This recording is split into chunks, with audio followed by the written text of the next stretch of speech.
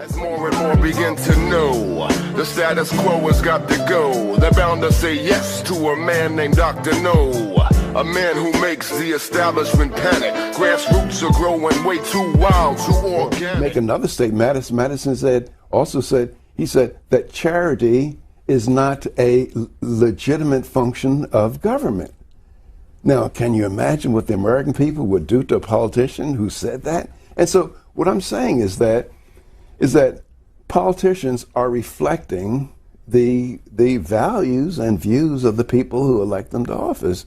And unfortunately, the values and views of most Americans are distinct from those of the founders of our nation.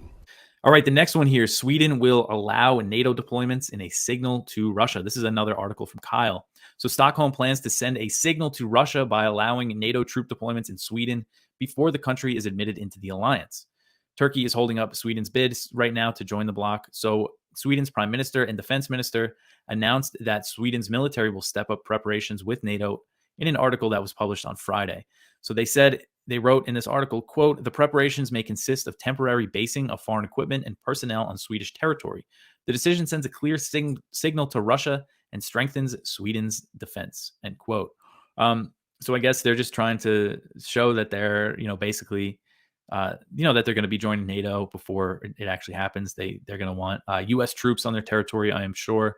And we know that it looks like the U.S. is going to be building bases in Finland, the newest NATO member, under this military cooperation agreement that they're working out.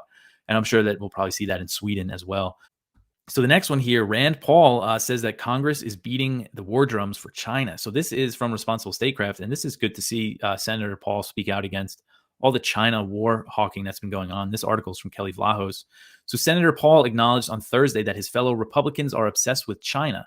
War with China, that is. The Kentucky Republican told an audience at the American Conservatives annual foreign policy conference that he is concerned that hawks on Capitol Hill are going to march the country right into a conflict. He said, quote, "You come to my Republican caucus and you'll hear the beating of drums. These drums for war with whomever, but primarily war with China. Everything is about war with China," end quote.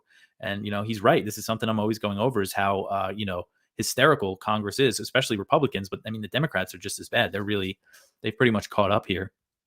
So Paul said, quote, "I was in Hawaii recently talking with some folks from our military out there in the Pacific.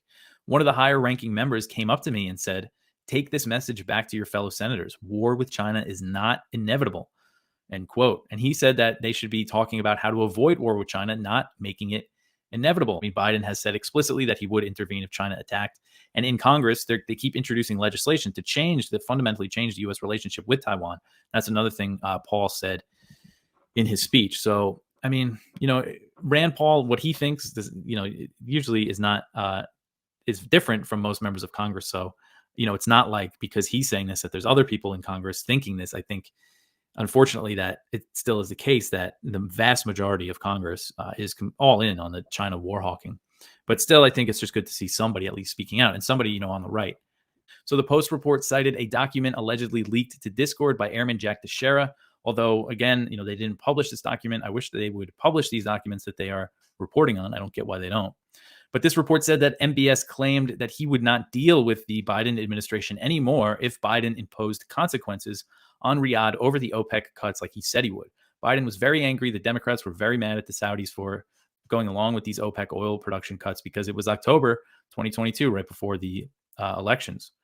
So the report said that MBS promised major economic consequences for Washington if Biden retaliated, but it's unclear if the Saudis made the threat directly to the U.S. or if MBS's warning was intercepted by the U.S. spying on him. It's also unclear what economic consequences MBS had in mind. We know that the Saudis could put some economic hurt on the U.S. if they stopped trading oil using the U.S. dollar. That would seriously threaten the U.S. dollar's global dominance.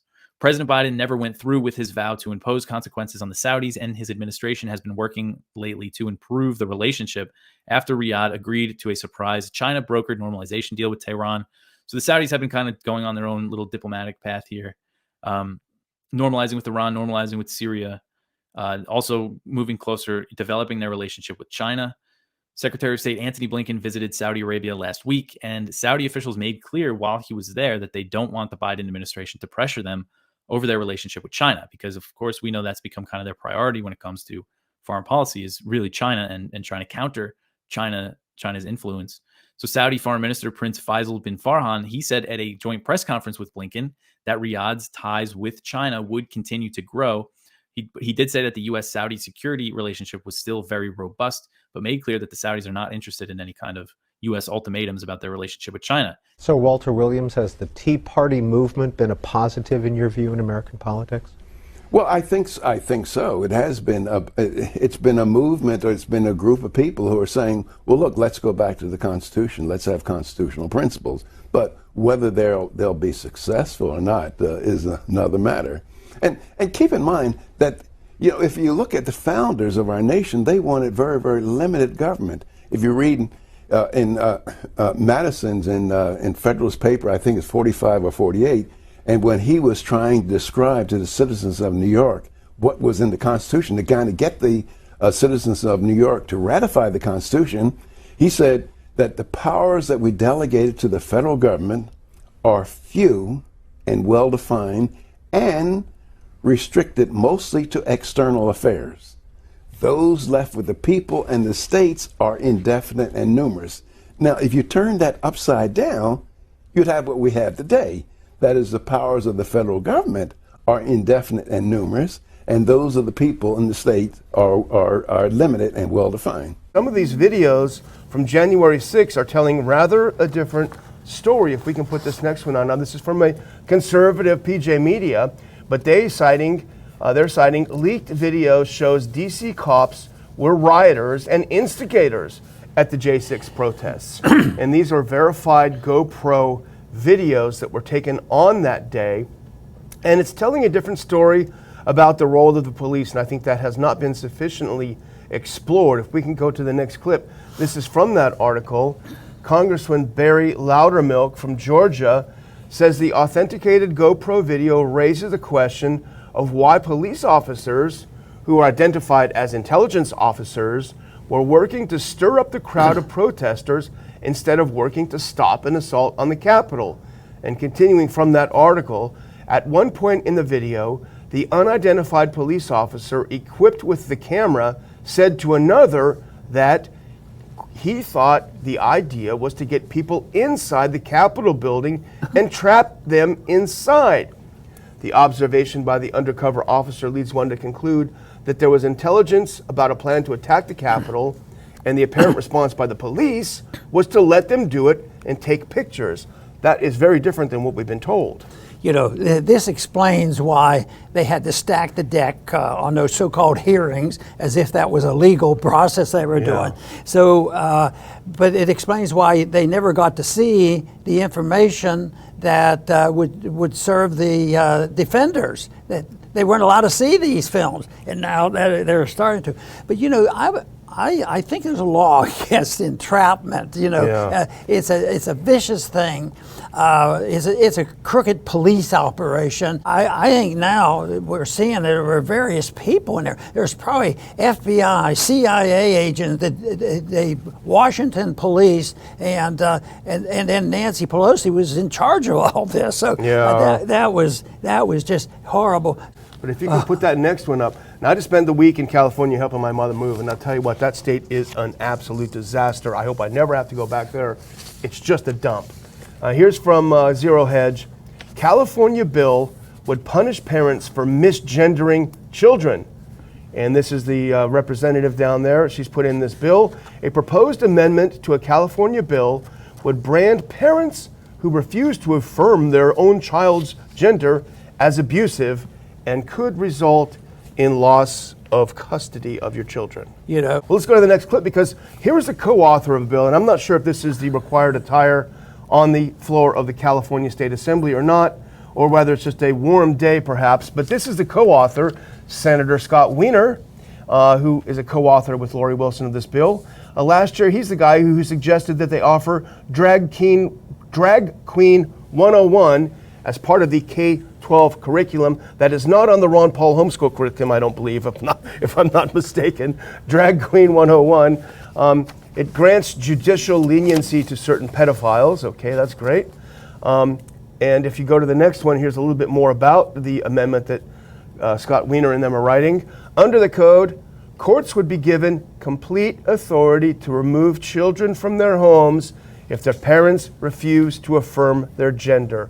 Would also require schools, churches, and other organizations to follow suit or face repercussions for impacting the health, safety, and welfare of a child. So if you don't affirm that your 7-year-old child in your community is a different sex than they are, then you're actually the equivalent of abusing that child and hurting the child. That there's people who have a little bit of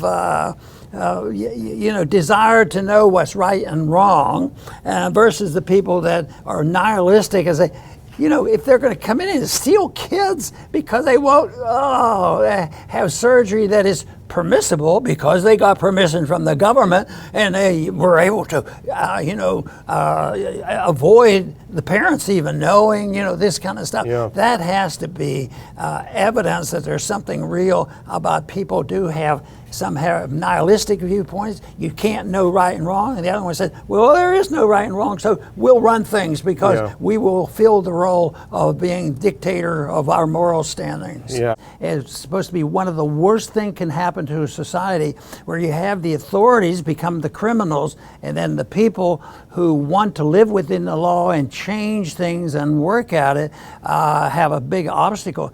Because if it starts with maybe a local policeman and then goes to the FBI and the CIA and the worst it gets, then it creeps into the election system, and that is the political system. And we see that now because most people now are not overly confident or confident at all about, the election will sort this out. But the elections won't sort it out if people don't become alert. This is the consequence of runaway democracy where 51% is all you need and you get them any way you want and you can change things. And one of the reasons why the founders didn't even like democracy and they liked more concentration on a Republican form of government where individual liberty and limited government was the big issue. That then would invite the libertarian position, because the founders were essentially libertarian, that you have a non-intervention attitude about individual liberties and the way you live and talk and act with other people, that you're a non-intervention when it comes to economics. All economic activities are voluntary. And guess what? We're supposed to apply that to our activities with other countries, and we shouldn't be a bully. And yet we're in 120 countries, our CIAs around the world. We're usually involved in any coup that exists and goes on, and yet we blame the others for causing all the trouble. So I think that a little bit of understanding of that. So weaponization, even if it's a single policeman in a local office, if it's allowed to fester and grow, you end up with what we have here. And it's a mess. But I think the most important thing we do is discover and define what is wrong and then apply the rules that we should. And I find a lot of guidance in a higher law as well as our Constitution. In your book, Liberty versus the Tyranny of Socialism, you quote Tom Paine, "Government, even in its best state, is but a necessary evil in its worst state and intolerable." That is absolutely right. And I think that we Americans should recognize that the history of mankind has been that of arbitrary abuse and control by others. The founders were not perfect, but they tried to move us away from that. And the main enemy of mankind throughout its history has been government.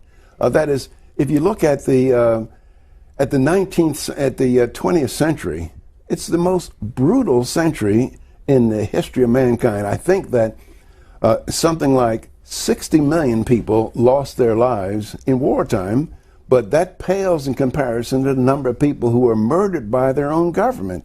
And the number comes up to somewhere close to 100 million people are murdered by their own government. And matter of fact, these statistics are documented in a book called Death by Government. And so it shows that it's a strong argument that government is the enemy of mankind. The matter of fact, the framers of our Constitution recognized that. Just look at the language of the Bill of Rights. It says things like, Congress shall not abridge, Congress shall not prohibit, Congress shall not disparage, Congress shall not infringe. Now, if the framers did not think that Congress would do these things, why in the world would they put them in? Why would they put that down in the Constitution? And I've suggested to people that when we die, and if at our next destination we see anything like a Bill of Rights, we know that we're in hell. Because a Bill of Rights in heaven would be an affront to God. It would be saying, well, we can't trust God, you know? And so the framers recognized that the enemy of mankind was government, but they recognized that we do need some government. And as Thomas Paine was pointing out, that the government is under the best of conditions of the necessary evil. And matter of fact, the whole Second Amendment argument about guns, the right to keep and bear arms, most Americans think that the framers gave us the Second Amendment, the right to keep and bear arms, wanted to protect our right to keep and bear arms. They think that it was for deer and duck hunting. But the framers actually come out and say to allow Americans to have some kind of defense against abuse of government. And people like Hamilton said things like to allow the American people to protect themselves against their representatives if they are betrayed by their representatives. And who in the world are their representatives? It's the United States Congress. So I think that the framers held a great distrust for government, that Americans today, I think we love government. That is, the average American loves government, and the reason why the average American loves government is because government can do those things for them that if they did the same thing privately, they would go to jail. That is, government can take my money and give it to you, but if you came up to me with a gun and took my money, you would go to jail. But if you go to Congress and ask them, would you take William's money and give it to me? Well, you know, you don't go to jail, but you have my money. I have a very low tolerance for the TSA people. I think this was a number of years ago, but one time I was traveling and I had carry-on luggage, and in my carry-on luggage I had an eyeglass repair kit. And this TSA person told me I could take the screws, but I could not take the screwdriver. And I said, that's stupid as hell. I said, who ever heard of somebody hijacking an airplane with an eyeglass screwdriver? And so he said, wait here. And so his superintendent came up, and the superintendent asked me, and I repeated myself. He said, it's on the list. Either leave it here or you don't get on the plane. And so I would not have gotten on the plane, but the people that invited me had set up a banquet and things like that, and it would have been pretty awful if I hadn't shown up. But I just shown up. But I just don't travel commercially anymore, and now I just travel on the private plane. If people want to have me to give a talk, and it's a very costly proposition, I just will go by a private plane. I just won't deal with the TSA because I'm too old to go to jail, and I'm not as compliant as most of my fellow Americans.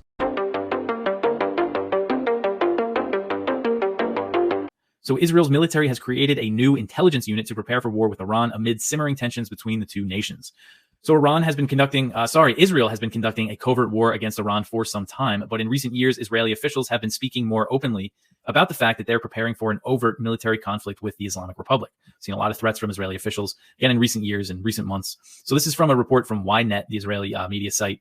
They said that the intelligence branch of the Israeli Defense Forces created the new unit to specifically prepare for a fight with Iran's Islamic Revolutionary Guard Corps.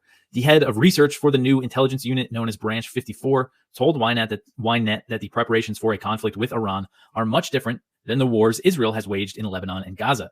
So this officer said, quote, "This is a significant mindset change that the IDF is required to make. It is not similar to a war against Hezbollah or an operation in Gaza against Hamas or Islamic Jihad." end quote. And this officer also said that they are responsible for providing the military with knowledge of infrastructure regarding Iran's military capabilities. So they're scoping out what kind of weapons and systems Iran has inside the country. And Ynet also spoke with an officer who is compiling lists of targets that the IDF could strike inside Iran, showing that this is about really preparing for war. And this officer said, quote, "Every day we gather more targets and objectives at a satisfying pace and learn how to strike them effectively. We have already doubled the target bank in Iran, regardless of nuclear facilities. It is very different from interwar operations. An overt military confrontation will be an entirely different story," end quote. So again, Israel has done a lot of covert attacks inside Iran, blowing up things inside nuclear facilities, assassinating scientists, assassinating IRGC officers, all inside Iran. Very brazen operations, but this is something different that they're talking about here. So the Chinese Foreign Ministry on Monday denied allegations that China was spying on the U.S. from Cuba and criticized the conflicting information coming from the U.S. government and media outlets. So this whole story started last week when the Wall Street Journal reported that Beijing and Havana reached an agreement in principle on establishing a Chinese spy facility in Cuba. The Pentagon and the White House quickly dismissed the report, calling it not accurate. But then later, an unnamed Biden administration official told several media outlets that China had been spying on the U.S. from Cuba since at least 2019. So, still saying that report was accurate, but, saying that some sort of spying activity has been going on in Cuba. So in response, this is Chinese Foreign Ministry spokesman Wang Wenbin. He said, quote, "Over the past few days, we have seen self-conflicting comments from U.S. officials and media on the so-called allegation of China building spy facilities in Cuba. What is true can never be false, and what is false can never be true. No matter how the U.S. tries with slanders and smears, it will not succeed in driving a wedge between two true friends, China and Cuba, nor can it cover up its deplorable track record of indiscriminate mass spying around the world," end quote. So a denial with some criticism of the U.S. there. So the allegations about a Chinese spying facility in Cuba caused a frenzy among China hawks. And I mean, just frothing out the mouth, these people are just completely hysterical and insane when they talk about anything related to China. And they're all saying, oh, Blinken, because Antony Blinken, according to media reports, U.S. officials speaking to the media, they're saying that he's going to China soon. U.S. officials have said that he's going to travel to China on June 18th. However, Wang did not confirm the plans. When he was asked about this, he said he had nothing to share. So it's not confirmed that Blinken is going. But anyway, you had these China hawks running around, yelling that Blinken has to cancel this trip because of this Wall Street Journal report. It all seemed very coordinated to me. So China hawks in Congress, they're demanding that the Biden administration takes action over this. They want more sanctions. And there's been a lot of quotes, that I could have put in here, but I put in again the one from Bob Menendez, who's the top Democrat. He's the head of the Senate Foreign Relations Committee. He said that if China establishes a spy facility in Cuba, it would be a direct assault upon the United States. And then, of course, if NATO tries to bring Ukraine into the alliance, that's not a big deal. Russia shouldn't worry about that. But and then at the end of this article, I just make the point that if it's true that China is looking to gather intelligence on the U.S. from Cuba, it would be a response to the U.S. running surveillance operations near China. And of course, the examples are the U.S. flying surveillance flights over the South China Sea. The U.S. is suspected of having signals intelligence capabilities in Taiwan. And another thing that I mentioned that I think has gone overlooked by a lot of people is that the U.S. helps India spy on Chinese troops near the disputed border in the Himalayas. We did a big investigation of it. And what we found was that your hunch is absolutely right. All the talking heads you're hearing are, at least in part, or de facto, on the payroll of the defense sector. Mm-hmm. And so the full PDF file is called Defense Contractor Funded Think Tanks Dominate Ukraine Debate. And so, look, I mean, it's just one pretty sharp peek into what President Eisenhower called the military-industrial complex. Of course, the military firms funnel the smallest percentage of their taxpayer revenue back into public relations to keep the whole thing going. Were they going to not do that? Of course they're going to do that. But then it turns out that there's not really anybody else on the same ball field with them. So virtually all the foreign policy think tanks, with maybe a very few exceptions, are financed by Lockheed, Northrop Grumman, Raytheon, etc. Correct? I mean, what are the exceptions? I'm sure it'd be a lot shorter list. That's right. Yeah, I mean, it was overwhelming when we started looking at the funding of all these think tanks. In fact, the top 10 ranked foreign policy think tanks, every single one of them takes defense sector money. If you go back out a little bit from that, you start looking at the top 25, still most of those, so 78% of those take defense sector money. And you do have a few exceptions, places like the Quincy Institute, of course, we don't take any defense industry or DOD money. Places like the Independent Institute, Human Rights Watch, folks like that. But most of the big players, and really most of the folks you hear on these big media outlets, their employers are all funded by the defense industry. Mm-hmm. Directly financially benefit the funders of their think tank. Mm-hmm. Yeah, and you watch your mouth, or the Atlantic Council will get you kicked off of Twitter for misinformation. They'll have PolitiFact fact check your article and see whether they like every bit of it or not. Richard Cummings wrote this great article for Playboy.com in 2007 called Lockheed Stock and Two Smoking Barrels. And it was about, everybody always emphasized the neoconservatives' ties to Likud. And he said, yeah, but look at their ties to Lockheed, and how so many of, especially the Bush administration, neocons in the vice president's office and the Defense Department, the National Security Council and so forth, that these guys, including Dick Cheney's wife, was on the board of directors of Lockheed. And so many of these guys were directly tied to it. And then he told the history of how, and I can never remember the plane. I know I need to memorize it for my anecdote. But they had developed this plane in the 70s that was supposed to compete with a DC-10 or a 737, I guess. And it didn't. I think Delta bought a few of them, and then it was a flop. Nobody wanted the plane. And they'd spent a couple of $1 billion developing the thing. And so they said, well, that's it. We're just not going to compete in the market anymore. We're going to target the Pentagon only as our one and only captive customer. And then we'll just emphasize, put all of our engineering and development into controlling Congress and gerrymandering House districts and financing think tanks. And they even held a meeting where they said, even if with just the one customer, if we don't set the policy, how are we going to know what kind of weapons to build?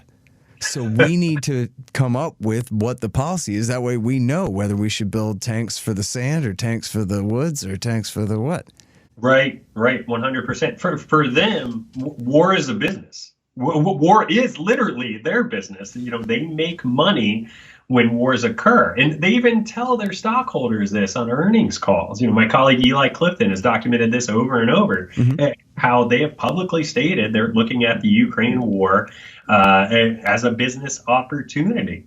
And the problem is that this creates this militarized U.S. response to this war, which is absolutely not what U.S. citizens want. And I'm going to spoil some forthcoming Quincy Institute public opinion work that we have coming out in a couple of weeks. But basically what we found in it was that Americans overwhelmingly, they want the U.S. to pursue a diplomatic solution to this war.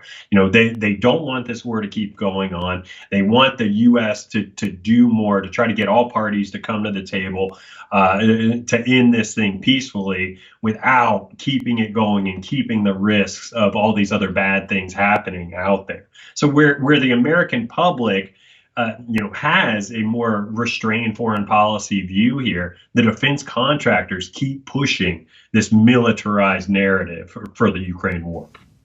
Right.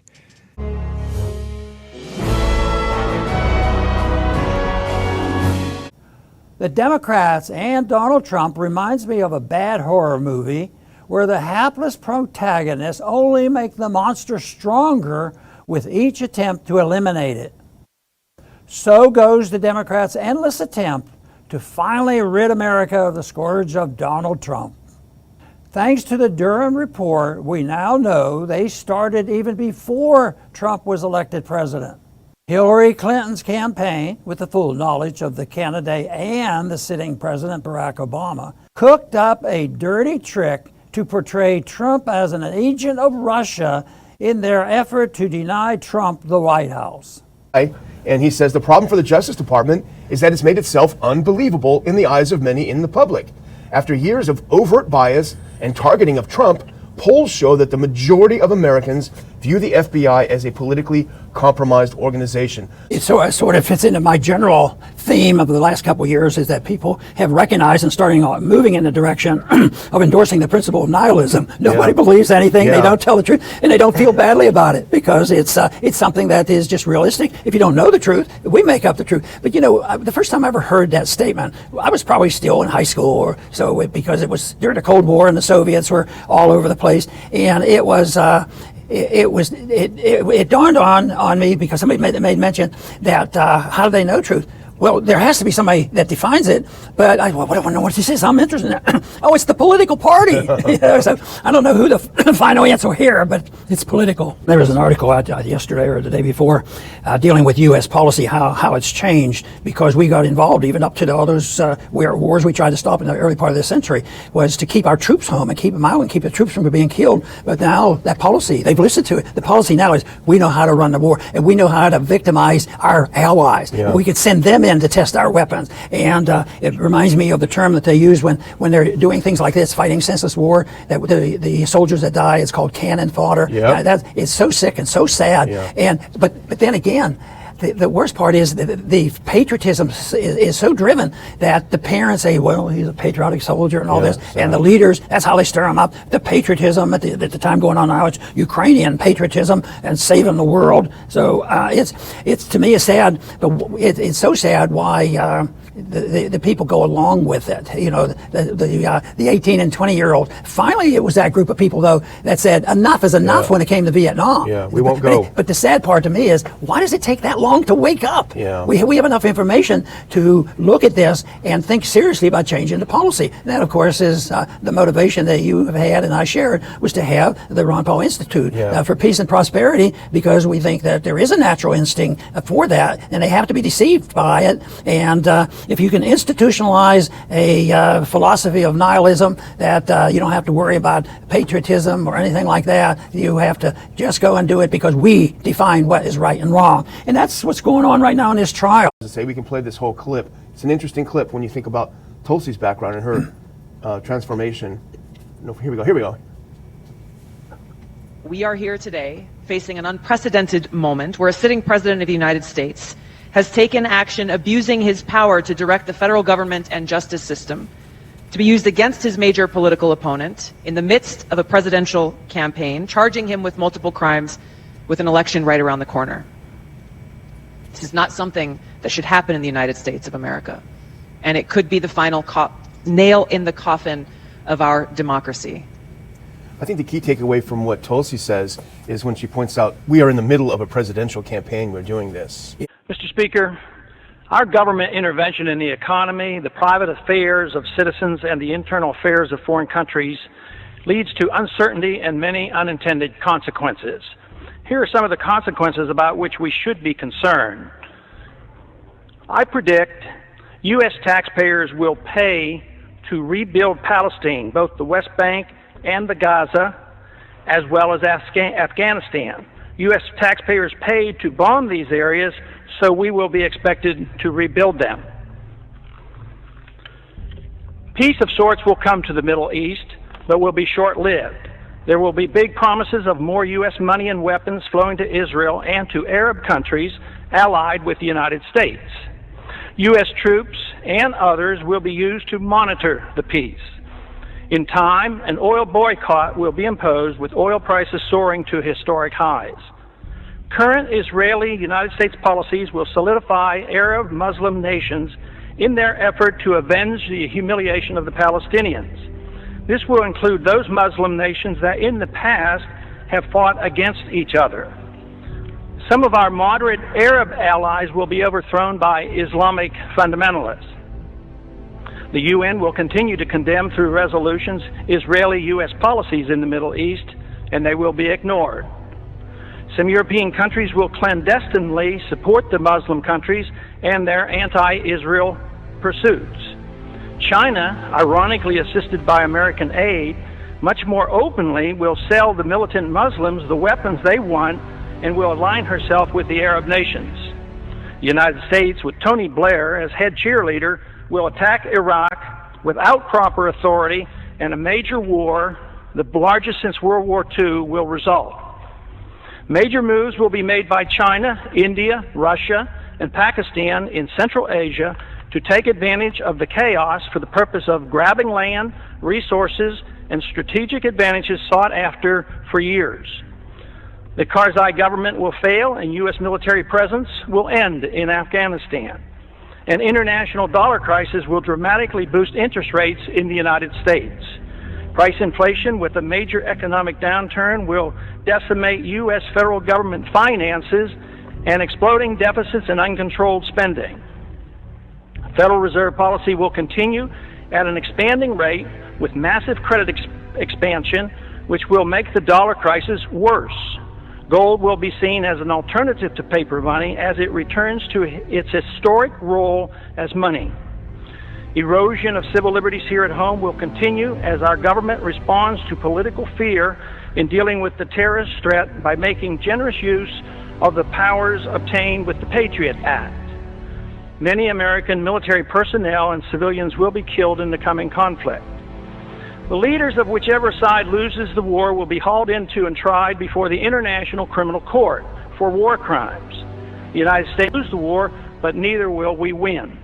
Our military and political leaders will not be tried by the International Criminal Court.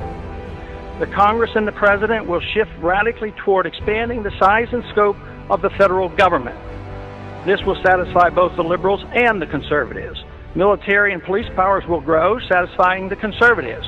The welfare state, both domestic and international, will expand, satisfying the liberals. Both sides will endorse military adventurism overseas. This is the most important of my predictions. Policy changes could prevent all of the previous predictions from occurring. Unfortunately, that will not occur. In due course, the Constitution will continue to be steadily undermined and the American Republic further weakened.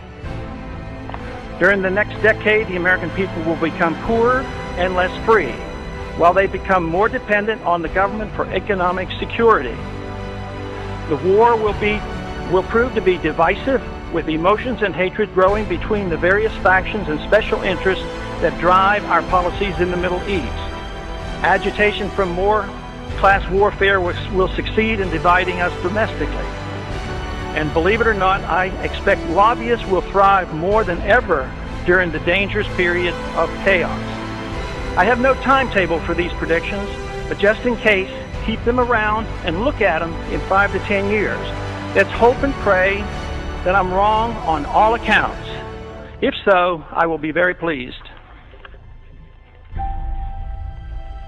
Gentleman has expired.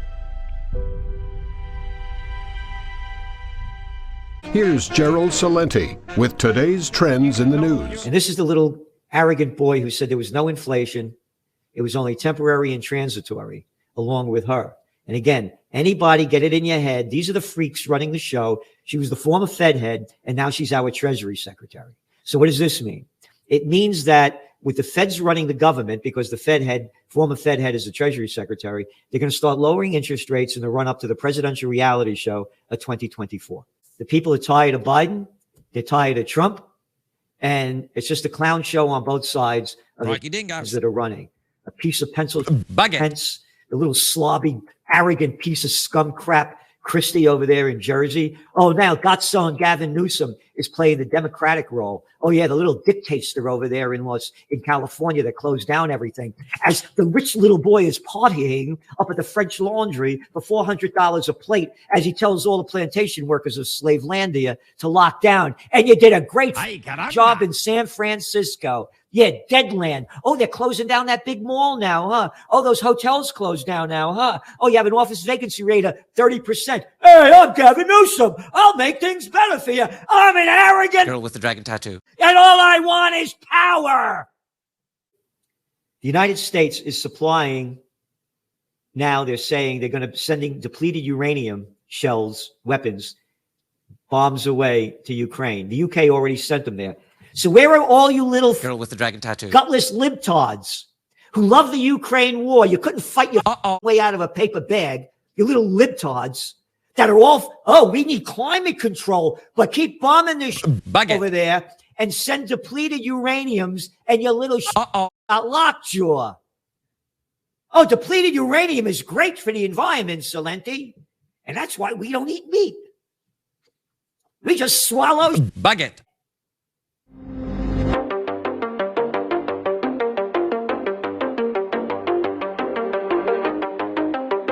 Top of antiwar.com today, the U.S. to send Ukraine depleted uranium ammunition. So the Biden administration is expected to provide Ukraine with controversial depleted uranium ammunition for use with the U.S.-made Abrams tanks.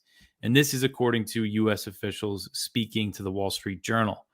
So depleted uranium, it's a byproduct of enriched uranium. It's extremely dense, which makes it a good material for penetrating armor.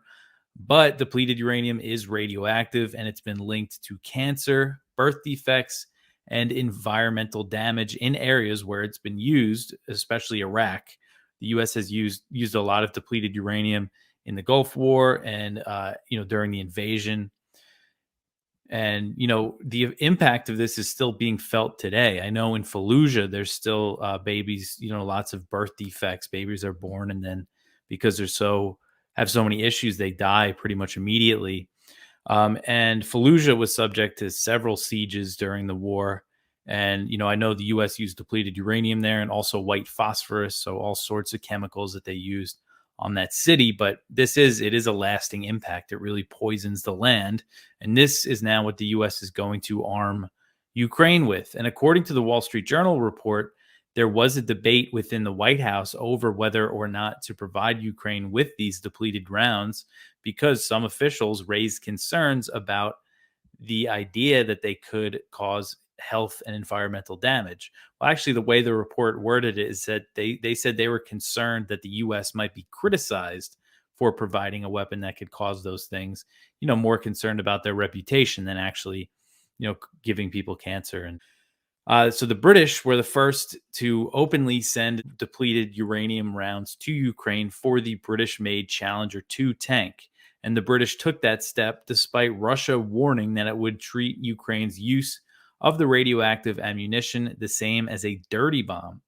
And then Putin said that his decision to deploy nuclear weapons to Belarus was a response to the UK arming Ukraine with depleted uranium.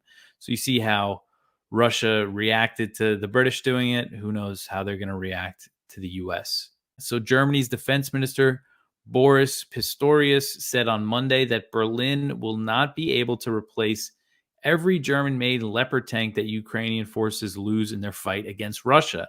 So his comments came amid reports that Leopards have been destroyed in Ukraine's counteroffensive.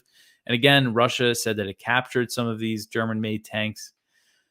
So the German defense minister refused to authenticate images circulating online that show damaged Leopard tanks in Ukraine. There's been a lot of pictures like that going around on social media, but appearing to confirm that Ukraine is losing a lot of armored vehicles. Andriy Melnik, who's Ukraine's deputy foreign minister, is asking for more Western armor, including the Leopard 2 tank. So Melnik said, quote, "The Ukrainian army desperately needs many more Western battle tanks, infantry fighting vehicles, and other armored vehicles. Each Leopard 2 is literally worth its weight in gold for a decisive offensive," end quote. So Germany has provided Ukraine with 18 Leopard 2 tanks from its military stockpiles and is also sending refurbished Leopard 1 tanks. But Melnik thinks that Berlin could do more, saying that the supply of Leopard 2 tanks from Germany could be tripled without jeopardizing Germany's ability to defend itself. Pistorius said that Germany will not be able to replace every tank that is now out of action, and he added that it is the nature of war that weapons are destroyed and tanks are destroyed and people are killed. This is based on a report put out by the Pentagon. So a report from the Department of Defense Inspector General found that Pentagon employees in Poland failed to follow procedures to account for military equipment being transferred to Ukraine. In the shipments of weapons monitored by the office, Pentagon employees failed to properly track the weapons in 3 of 5 shipments. So the report said, quote, "DoD personnel did not have the required accountability of the thousands of defense items that they received and transferred in Poland. We observed that DoD personnel did not fully implement their standard operating procedures to account for defense items and could not confirm the quantities of defense items received against the quantity of items shipped for 3 of 5 shipments we observed." So the head of the U.S. Coast Guard said that its ships will conduct more activities in the Indo-Pacific to contest China's territorial claims. The branch will attempt to increase its joint operations with other nations in the region as well. So this is from Admiral Linda Fagan, the commandant of the Coast Guard. She told Nikkei Asia on Monday, quote, the Indo-Pacific is clearly a consequential region for America's future. The United States Indo-Pacific strategy identifies an expanded role for the Coast Guard as a top administration priority as we seek to ensure a region that is free and open, end quote. So she's saying there's going to be additional Coast Guard cutter patrols and they're going to deploy specialized forces. I'm not sure what that means for the Coast Guard, but, this is all part of the plan. And I know that specifically the U.S. Coast Guard is looking to start doing joint patrols with the Philippines. And that's very dangerous because the Philippines has a lot of encounters with Chinese vessels in the South China Sea. So it's just going to put, we've been talking a lot about these encounters between the U.S. and Chinese militaries. And all this is just going to create more of them. And it's going to increase the risk of an accident. And, I wouldn't be surprised. We shouldn't be surprised if one day you wake up and you see in the news that, a Chinese or American plane collided or ships collided or they shot at one another or something like that happened. And all of a sudden the U.S. and China are at the brink of war. I think that's actually very possible. I don't think the U.S. plans are to go to war with China, right now. It's not a near-term war that they're preparing for, but an accident could happen really at any time.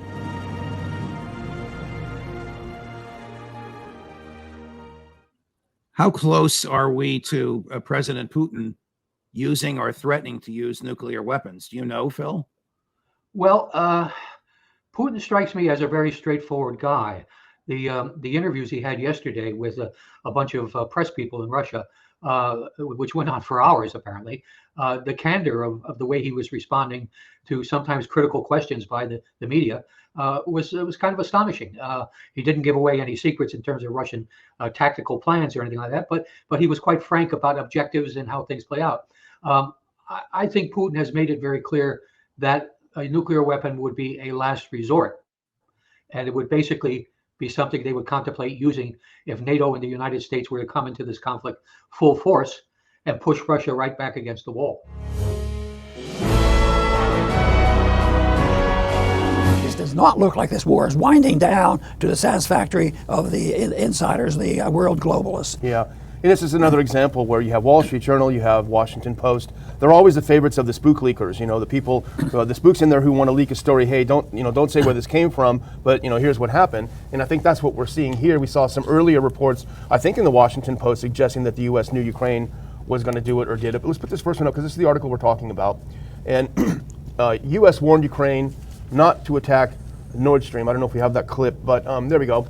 U.S. warned Ukraine not to attack Nord Stream. CIA pressed Kiev weeks before the explosion sabotaged the natural gas pipeline, bringing Russian gas to Europe. And if we can go to the next one, this is from the article. CIA warned Ukrainian government not to attack the pipelines last summer after it obtained detailed information about a Ukrainian plot to discover a main energy connection between Russia and Europe. Officials familiar with the exchange said, now this means it's an anonymous source, so we have to take that with a grain of salt. Apparently it happened in June. The CIA called up Kiev and said, hey, we heard you guys are going to blow up the pipeline. Don't do it. Bad idea. And then Ukraine, a couple months later, did it anyway. Now this contradicts, as you suggest, Dr. Paul, the Seymour Hersh article, which has been mostly ignored by the mainstream media, which is that the U.S. government attacked the pipeline itself. The U.S. military assets attacked the pipeline itself. There were a lot of people saying that Russia attacked its own pipeline. I think that's even a little bit too far to the west. But again, it raises more questions and answers if this is the kind of ally you have.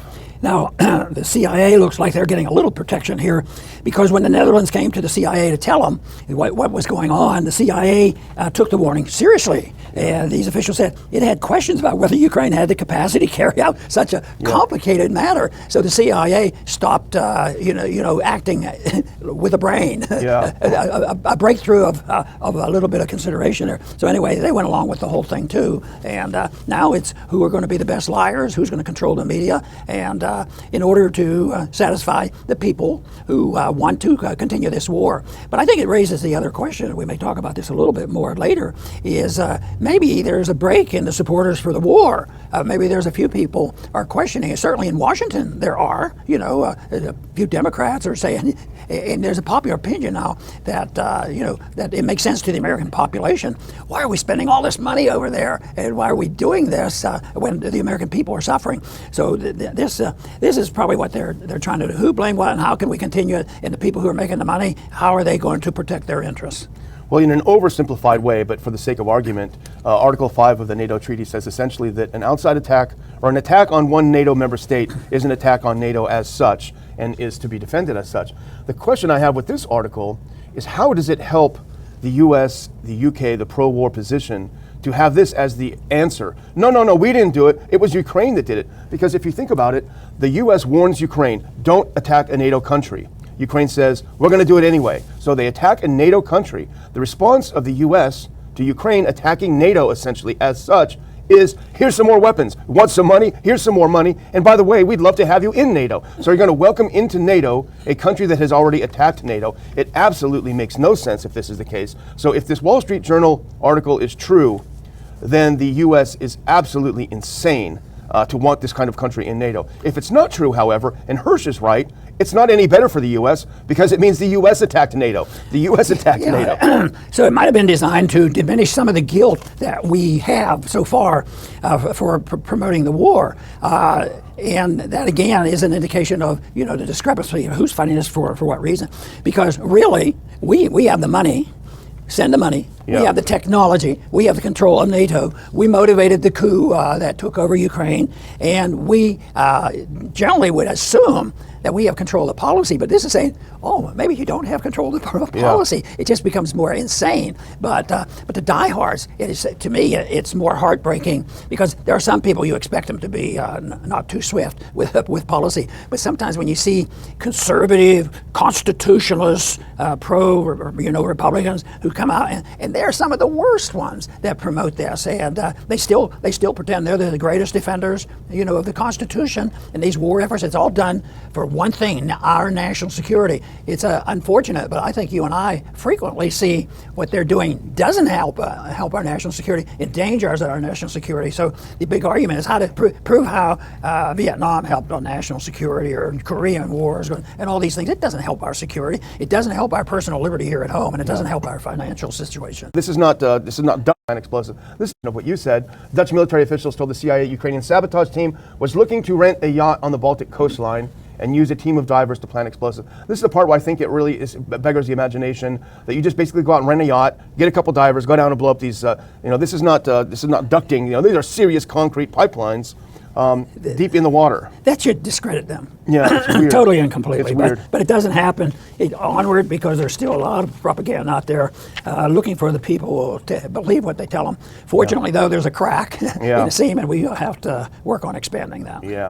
But see, it's so much easier if one develops and accepts the principle of non-intervention, which the Constitution requires, and that it's a matter of, are we non-intervention? And if we are intervening, does that make us guilty? And too often, or very often, they make it pretty easy for us to show that we're very much involved. This whole mess in Ukraine, it's not too difficult to have an indictment. Yeah.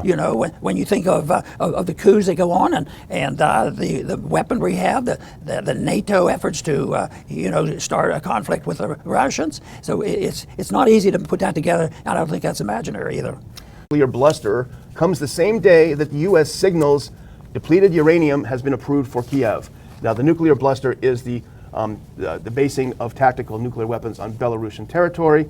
And Lukashenko said, God forbid I have to make a decision to use those weapons today, but there would be no hesitation if we face aggression. So there's a threat from Lukashenko, if you come at us, we got nukes. And then at the same time, Dr. Paul, the U.S., following the lead of the UK, has said, yeah, we're going to go ahead and send some depleted uranium over there.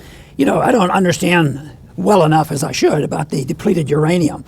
But I know the politics of this, that this is, I know they're dangerous and they linger and it is a political issue, but it just doesn't seem like the most appropriate thing. Even if it were a serious war, would we still be arguing about depleted uranium that's been around since World War II, I guess. But it's lasting and it's a big issue, but it's being used to escalate. Yeah. And do they do those kind of things for escalation? Yeah. Or, that's not going to really solve the problem of this perpetual war. So.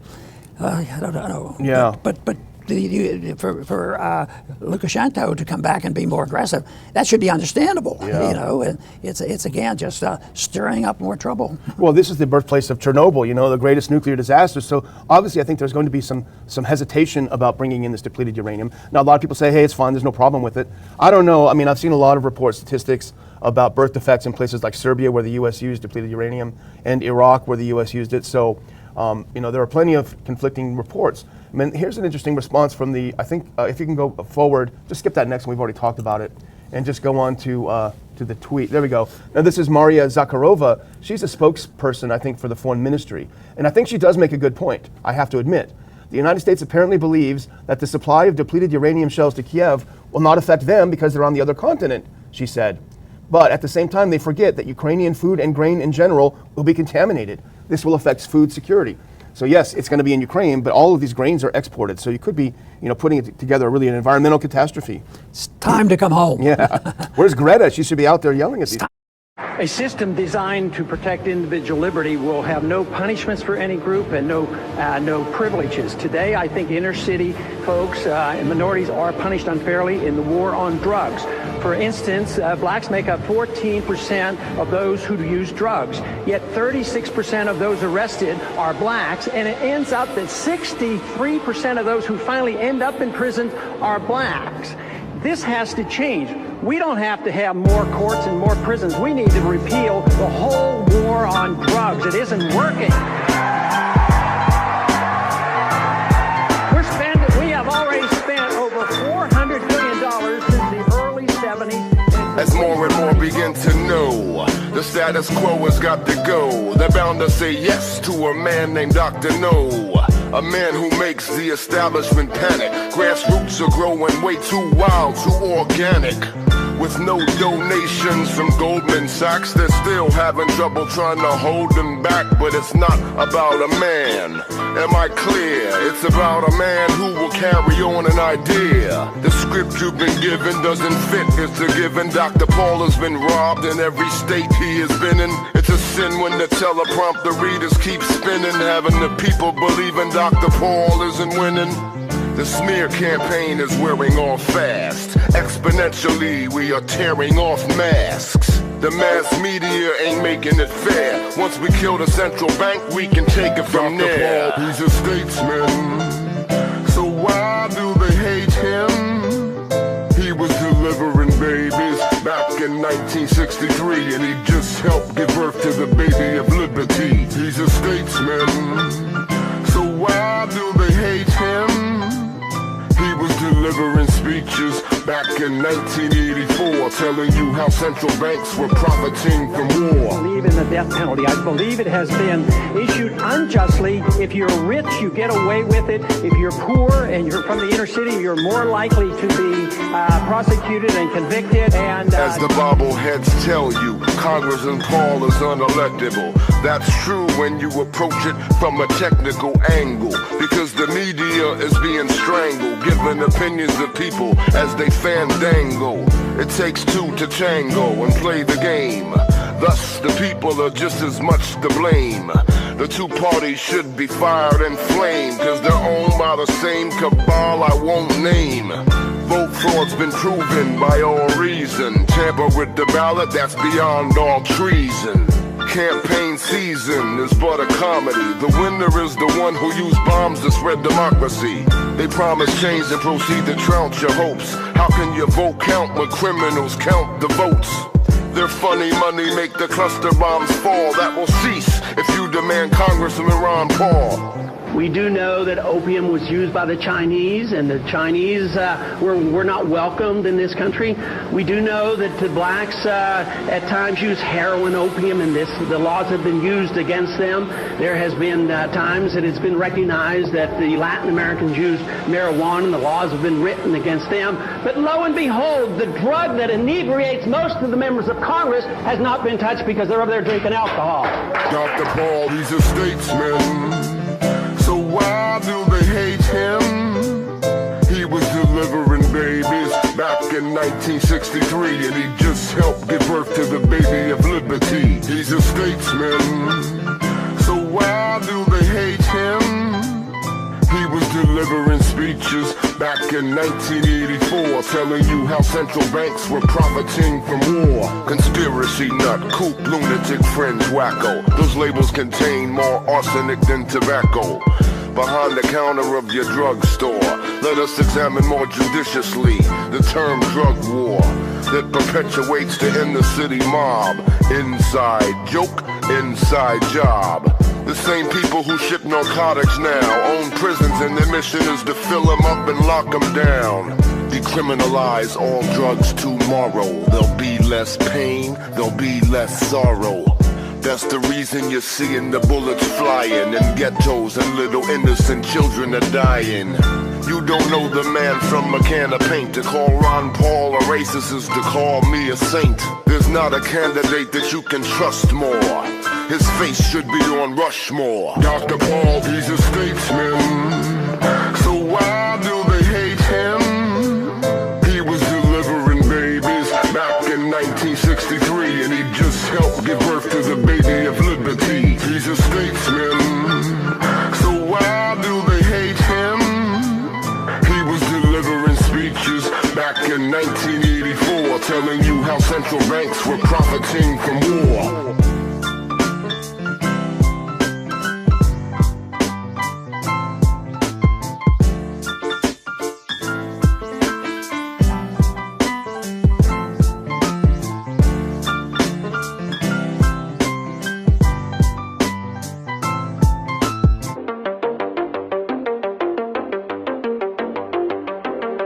So according to AFP, Ukraine's ambassador to Australia said that Kiev has asked Canberra about the conditions of the 41 FA-18 jets that are stored in an airbase north of Sydney.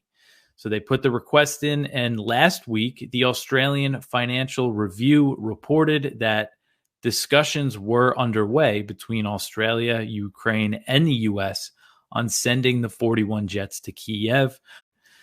So Russia, of course, has strongly warned the U.S. and its allies against providing the F-16s as well as other Western-made aircraft. But the Biden administration, as we've covered a lot lately, the Biden administration is not as concerned about escalating the war as it was earlier on in the conflict, and have just totally brushed off Russia's warnings. They just don't seem to care anymore what Russia thinks, when earlier in the war they were concerned about what Russia would perceive as too much support for Ukraine. And fighter jets was something that they previously ruled out. But of course, now, they're going to be sending them over there. So Axios reported Tuesday that Israeli Prime Minister Benjamin Netanyahu told the Israeli Knesset's Foreign Relations Committee that the U.S. and Iran have been holding indirect talks on a mini agreement related to Iran's nuclear program. Netanyahu said that the understanding being discussed between the U.S. and Iran would involve Tehran agreeing not to enrich uranium beyond 60% in exchange for access to frozen Iranian funds. The two sides are also discussing a prisoner swap that would be part of the deal. According to Axios, Netanyahu said that if he believed an agreement was close, he would stress his objection to it. And so a spike in demand for weapons from Europe and the Abraham Accord made 2022 a banner year for the Israeli arms industry. Tel Aviv's weapons exports reached a record $12.5 billion last year. In response to Russia's invasion of Ukraine, NATO members have increased their defense spending. The alliance's Secretary General, Jens Stoltenberg, has been pushing countries to increase their military expenditures to 2% of their GDP. I think he's still struggling to get them all to do that. So Germany and Israel, they just recently inked a contract worth over $3.5 billion for the Arrow 3 anti-missile system because of the war in Ukraine.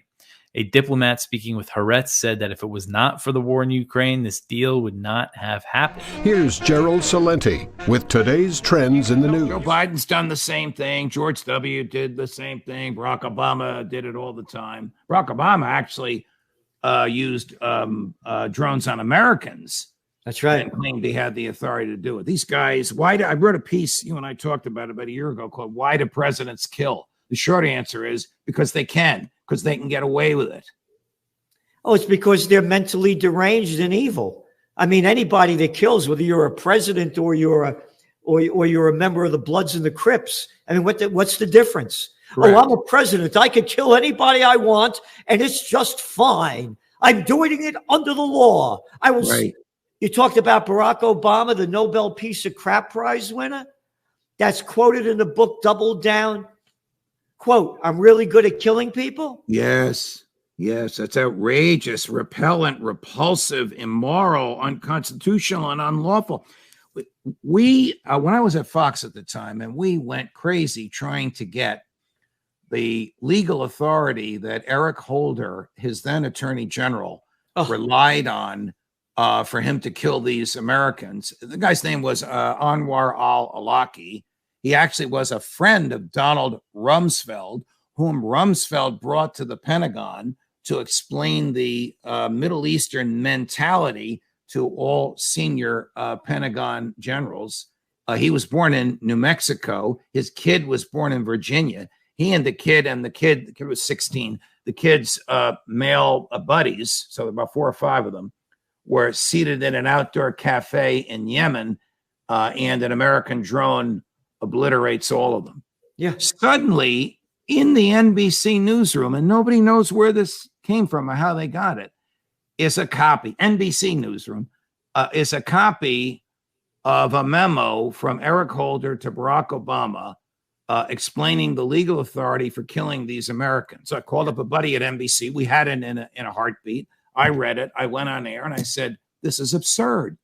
They are likening the president of the United States murdering Americans who are peacefully sitting at a cafe drinking a cup of tea to cops shooting back at bank robbers when they're in a cops and robbers chase and they're each shooting at each other. And as the cops had the authority to shoot at the bank robbers who were shooting at them, Obama had the authority to kill these Americans. It made no sense whatsoever. A first-year law student submitting a document like that would have flunked the course. You mentioned that Eric Holder. What an arrogant guy he is. He has a track record that shows you what a disgusting human beings are running this country. Equipment. You know, and speaking of what's going on in Ukraine, last week was $2 billion more. This week, another $350 million more. Oh, you know, you're down there not far, I guess, from that I-95 in Pennsylvania, that the truck blew up, right? And when it caught fire, they say it's going to take a couple of months to fix. If this was China, the damn thing would be fixed in a week. Correct. And you go everywhere around a rotted infrastructure near you, as we're spending billions of dollars to send over to Ukraine to fight a war that's none of our business. They just passed that debt ceiling thing, almost $1 trillion to the defense budget, as this country's rotting in front of us. That deal that they passed, which would not have passed without Republican support, the Republicans stand for nothing today, allows Janet Yellen to borrow all the money she wants. Now, she needs $4 trillion. She can go borrow $10 trillion. You know what that's going to do to interest rates if she goes out into the market and tries to get $10 trillion? She already is trying to borrow $1 trillion before Christmas, and that's pushing interest rates up. If you want to know who America's next enemy is, look at who we're funding right now. Every single one of these problems are a result of government being way too big. We're playing a new game here, and now that we've changed the rules of the game, I don't see how Donald Trump gets into office and doesn't go after all of them, and how they allow him to possibly get back in. And with all that said, to me, you know, I don't even know how they fuck up so badly where they make you root for Donald Trump. Donald Trump's like one of the luckiest, most privileged people that's ever existed. He's just this asshole of a human being, of a character who just seems to fail his way to the top, lives an incredible life, and somehow the deep state gets him on such a nitpicky nonsense thing that you get me rooting for Donald Trump. And I can't be the only one that feels that way. I bet there's a lot of people looking at this and going, oh wow, you know, when Donald Trump was screaming that the system wasn't fair to him, I thought that was nonsense. The January 6th thing was nonsense. But this we're all seeing it. We're all seeing it. This is Banana Republic shit right here. The Peter Schiff Show. They don't want to spook the markets. Because if I'm right, and this is the end of the hiking cycle, they don't want to let the markets know that. Because if inflation is still a problem, why would the Fed not be hiking rates? I think it's because they're worried about what they perceive as a bigger problem in the economy.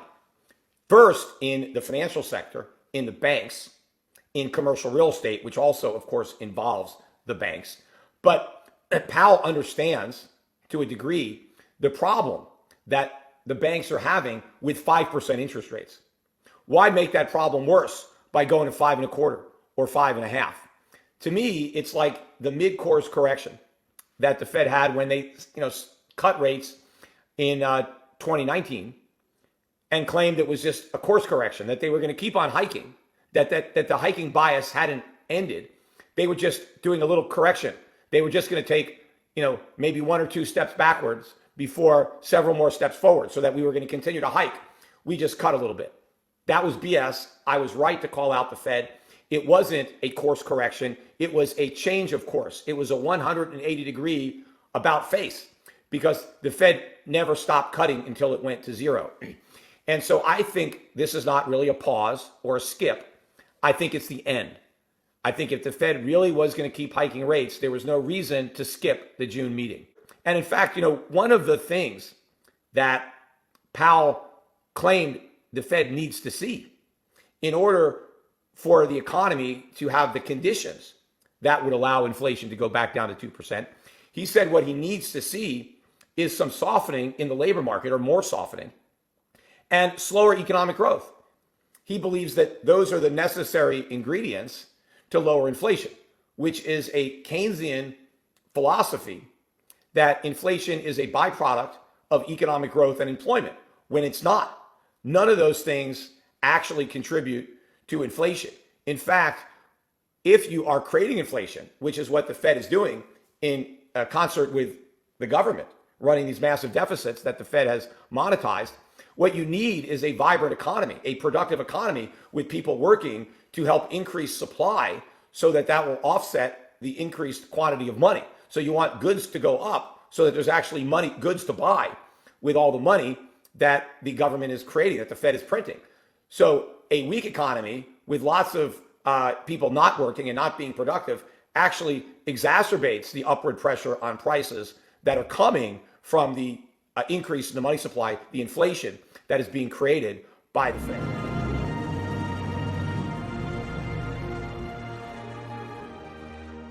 No one yet in these capitals in the Western world and in Washington have not been brought up on charges of murder. Because if you look at the losses that are being taken today in Ukraine, it's inconceivable to me. I mean, from the moment that you cross the start line that you have no chance of success. There's a certain amount of bravery here and courage, I believe that, but I also know there are a lot of people being forced to do this. But the whole thing is just murder at this stage. The Ukrainians are going to push the Russians out of Ukraine, where they are. It's not going to happen. But we refuse to accept that. Washington doesn't want to admit it's failed. It doesn't want to admit it was wrong. And the danger is, if nothing else works, you widen the war. And that's what we have to look for now from Washington.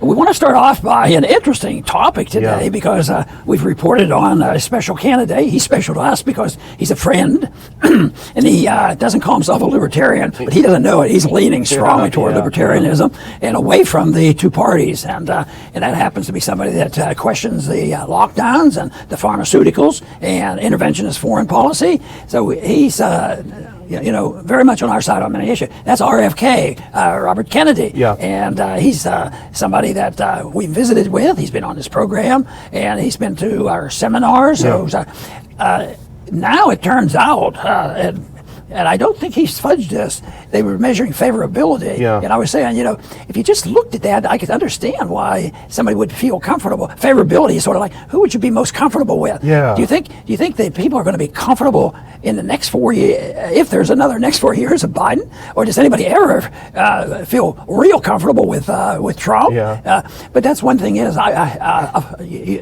favorability or comfort. I think, Robert Kennedy sort of fits that. But he rated the highest of Republicans and Democrats. That's so interesting to know. They ought to take notice of that. The one a bit of surprise, but not totally so. Vivek Ramaswamy is on the air a lot.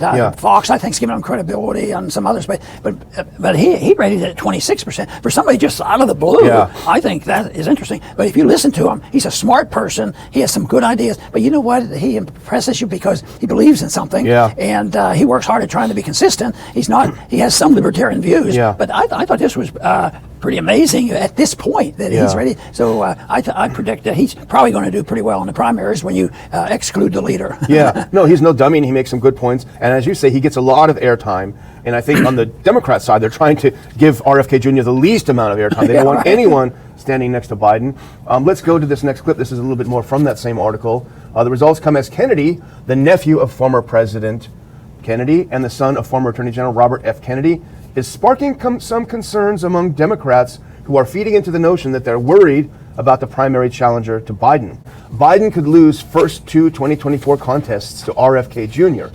Now, when you first look at this, you could think, wow, in a straight vote, he's going to lose to RFK Jr. And while that's possible, certainly, part of it is what you alluded to, Dr. Paul, which is there's a lot of shenanigans going on. If you could put that next one on, about where the first state will be. It's always traditionally been New Hampshire and Iowa. That's been how it's always been. But Biden doesn't want to do that anymore. His excuse, Dr. Paul, is that those states are just too darn white. We need some more diversity. Whereas some people that might be a little bit more savvy or perhaps cynical would say he hasn't done very well in those states and he may actually lose them. But as you were saying, he may just simply not compete. If Iowa and New Hampshire say we're going to hold our primaries anyway, he may take his name off the ballot and thus lose by default. You know, when they talk about diversity, I'm all for it because I think the most diversity comes from libertarianism because you go down to the individual rather than a contest between the special interests. But this primary sort of reminds me of what was going on in '68 over a war issue, and Johnson was president, and it didn't do well in the primary up there. I don't think it's going to happen to Biden. It might be a little bit late, but maybe not. You know, but Johnson, and I remember this so clearly because I had the TV on and the listening because the primary was ending. But I remember the announcement so clearly when Johnson decided I've decided not to run. When it was Eugene McCarthy, you know, did well, and so who knows what will come of this? So losing those first two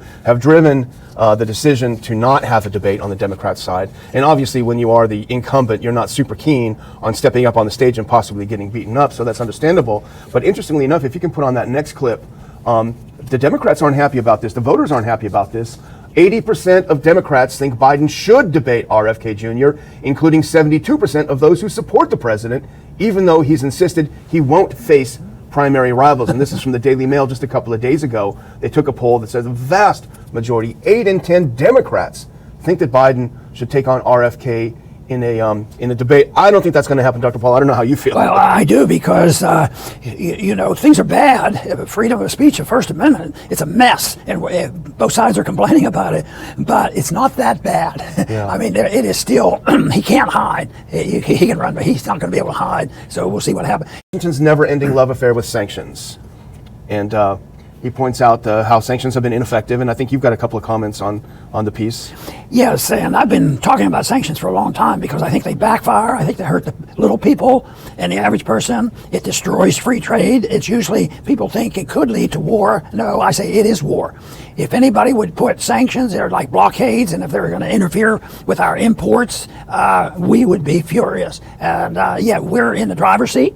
And to be in the driver's seat, it works better when you have control of the world's biggest military and you have control of the reserve currency of the world. Then sanctions are possible. But then also for them to do it, that country that throws their weight around and does it, they have to have a lot of say in the international organization. And because we're the big financiers of that, we do have something to say. And this is why we do have this to say. And this is why I think it breeds a bad feeling between nations. And yet it's nothing new what we're saying because it's been old history, economic history, that free trade is very, very beneficial. I mean, hundreds of years or more that trade always is a natural thing. Trade is a natural thing when people are left alone and governments are minimal. People trade, you know, even under the worst of circumstances. So that to me is bad. But I think, and I think Ted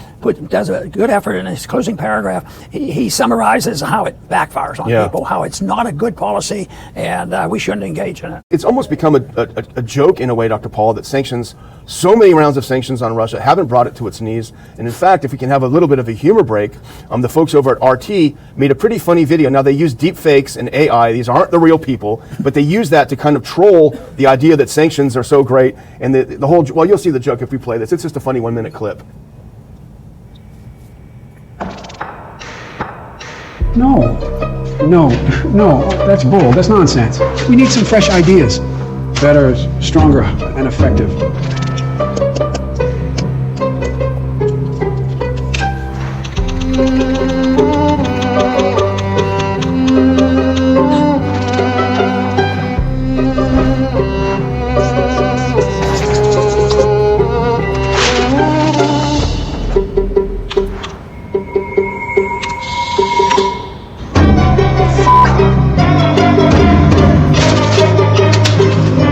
Oh God, I'm so tired.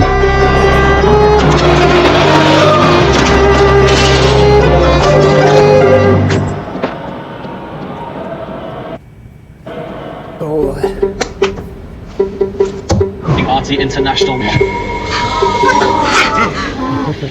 So that's making the rounds. That's going viral on Twitter and stuff. It's just a funny way to know the fact that they're just desperate to find sanctions that they don't work. Right. Interesting, this is kind of a follow-up to what we talked about yesterday. We talked about Adam Schiff. We know he lied for years and years when he said, hey, I'm the chairman of the Intel Committee and I know lots of stuff about Trump and Putin. I can't tell you, but wink, wink, it's a really bad stuff. Turns out he was just blowing smoke.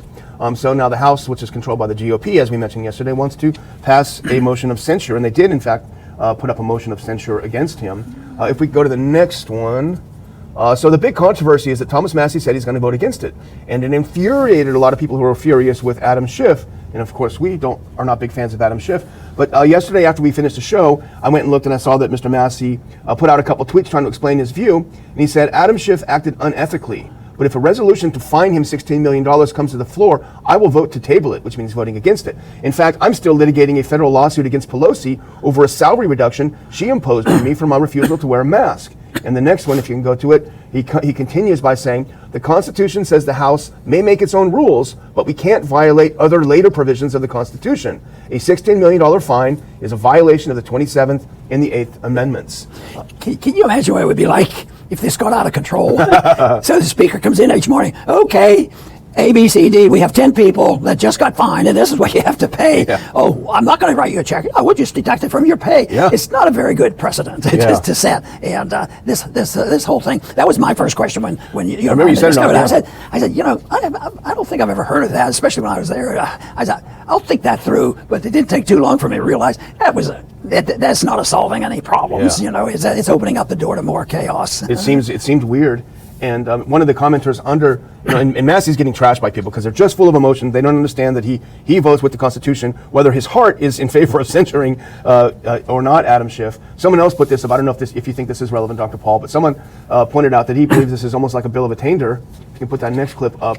This is from Cornell Law School. A bill of attainder is a piece of legislation that declares a party guilty of a crime. Bills of attainder allow the government to punish a party for a perceived crime without going through the trial process. So this other person claims that it's the legislative branch acting as the judicial branch and convicting him of a crime and giving him a fine for it. And the bill of attainder is usually targeting a person for a political reason. Yeah. And that's what that is. They're a very bad precedent. But it's great to have Thomas speaking back to them because he's going to do it in a dignified and an intellectual manner, and he's going to defend the principles of liberty while doing so. If he wants to be an intellectual, has to learn how to differentiate. A man, if he wants to be an intellectual, has to learn how to differentiate his thinking, his reasoned judgment from his emotions, wishes, hopes, fears, or whims. He must learn that feelings, emotions are not tools of cognition, that emotions are the product of his premises. They are not a guide to reality. They are not a form of knowledge and perception. Therefore, the first thing that a man who wants to be an intellectual would have to accept is a full understanding of the fact that man must be guided by reason, and that it is only on the basis of reason that he can approach other men and discuss, cooperate, or act with them, or deal with them. On the basis of emotion, he would have to resort to blind force because emotions are irrational or unprovable. If two men act on the basis of their emotions, they have no means of communication. When emotions are put in their proper place, which means as the consequence of reason, not as the leader of reason, then men have a common vocabulary, they have a common means of understanding, and a common frame of reference and arbiter, which is reality. In your latest book, I know you talk not only of mysticism, but this is only one part of a trend that you have traced. And you call the mystics the witch doctors, as I remember. That's right. And you also talk about the rule of force and the men of force, the atlas of the world. So how do they fit into your framework? Well, you see, in fact, reason is man's only faculty for perceiving reality. Reason is the only means by which man can achieve knowledge of reality. And by reason, of course, I mean the faculty which perceives, identifies, and integrates the material provided by man's senses. Therefore, reason is man's faculty for perceiving reality. But reason does not work automatically. Men have to decide, will, to think and to perceive. Man can receive sensory data or integrate sensations into perceptions automatically. But they cannot form conceptions, they cannot form abstractions automatically. That has to be evolutional function of man's consciousness.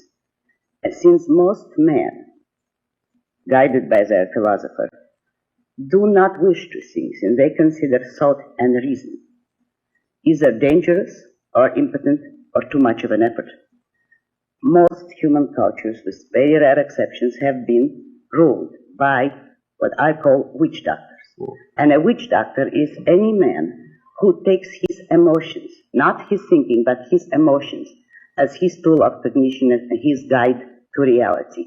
He functions by means of faith. He acts on the basis of blind beliefs, which in fact are nothing more than his wishes. He is guided by his wishes, by his whims, which he takes as a guide to reality. No matter on what level of culture you observe him, that type of man is a witch doctor in the sense of his psychoepistemology, of the way he uses his mind. And since he has to deal with other men, since on the ground of emotions no one can deal with reality nor with people, the natural ally of the witch doctor will always be the type I call Attila. That is the primitive, savage, tribal chief, the man who acts only on the range of the moment, on his immediate sensory perceptions, who is contemptuous of and refuses to consider ideas, principles, or abstractions, and whose way of dealing with reality and with other men is by means of brute force. Attila is either the gangster, or the dictator, or the military conqueror, or any man who believes that force is practical. Any man who refuses to think and wishes to loot, enslave, or force others. All through history, all major cultures, with very few exceptions, were ruled by an alliance of the man of faith, that is the witch doctor, with the man of force, which is the Attila. The witch doctor provided the goals and the values and the moral sanction for Attila to enforce in the world. And in today's world, you see the same phenomenon in allegedly civilized terms, but the essence remains the same: a dictator, which is the Attila, a man like Khrushchev, and his political theorists, the modern leftist, liberal, socialist intellectuals, who are philosophically Attilaists. They, in effect, provide an allegedly non-mystical moral justification, a philosophical justification for Attila and for the rule of brute force. I call them the neo-mystics, because they are as much against the validity of reason as were the original jungle witch doctors.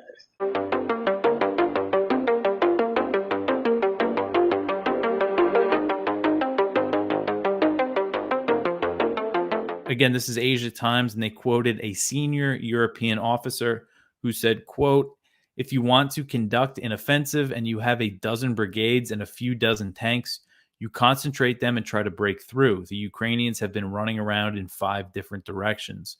We tried to tell them to stop these piecemeal tactics, define a main thrust with proper infantry support, and then do what they can," end quote. So they're saying, again, that they were, I guess, too broad of an attack when they don't really have the armor for it.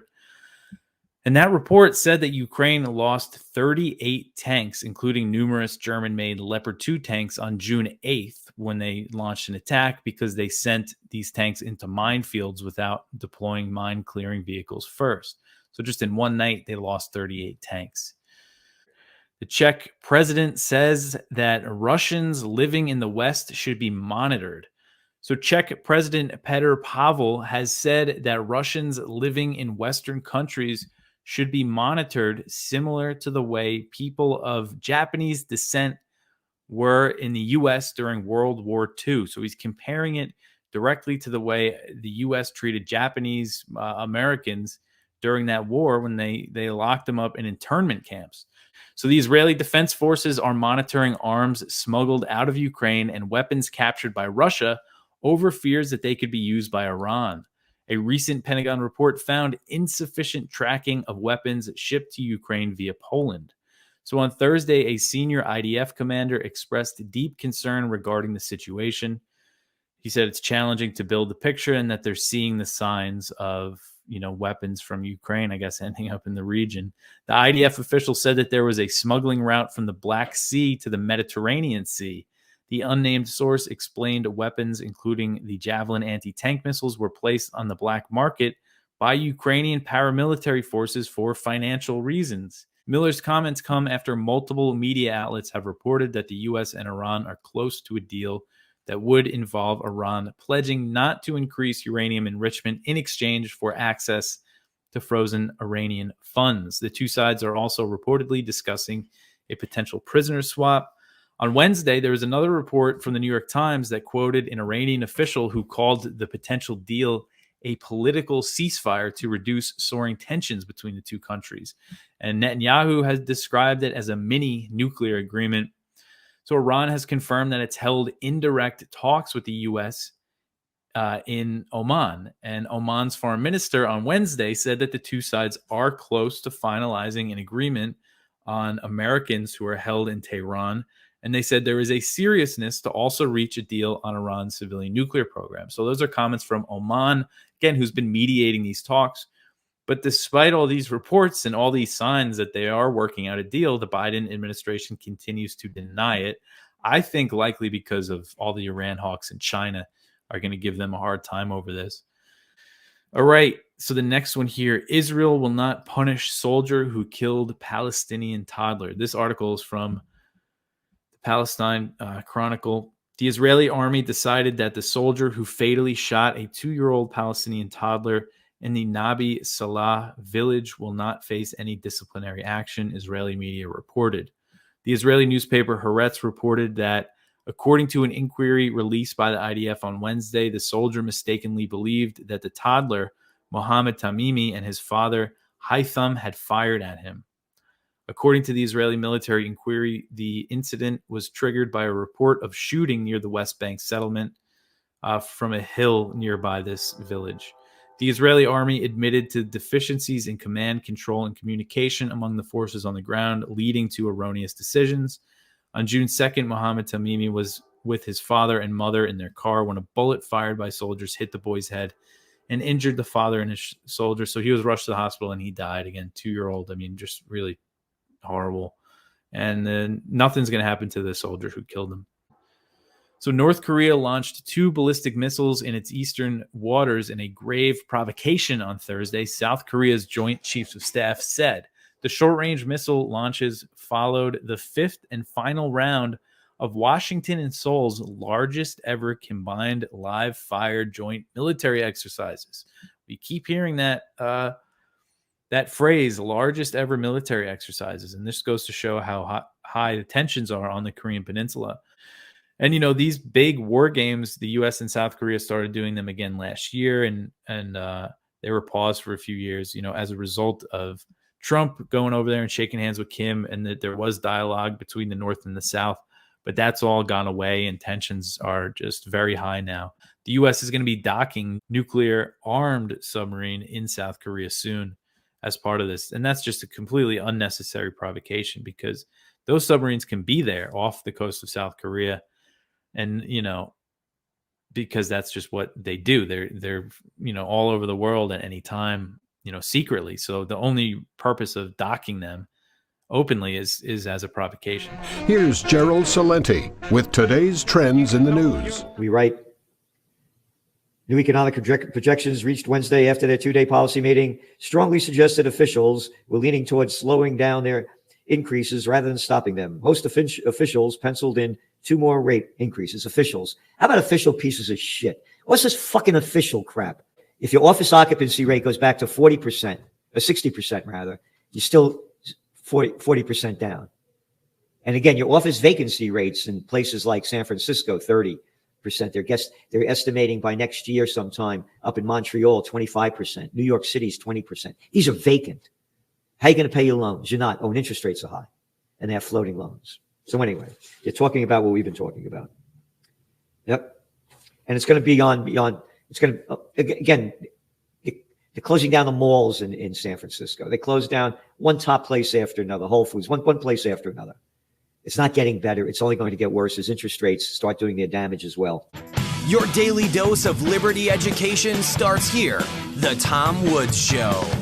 So if you have a 1-minute elevator pitch to give about Austrian economics, how would you describe its distinguishing features? I guess the most important thing is that it is not government propaganda. That's the most distinguishing feature. And then that leads to the fact that it approaches economic phenomena with the intent to understand them, whereas government propaganda economics approaches them from the perspective of, we need to answer questions for policymakers about how to manage the economy best.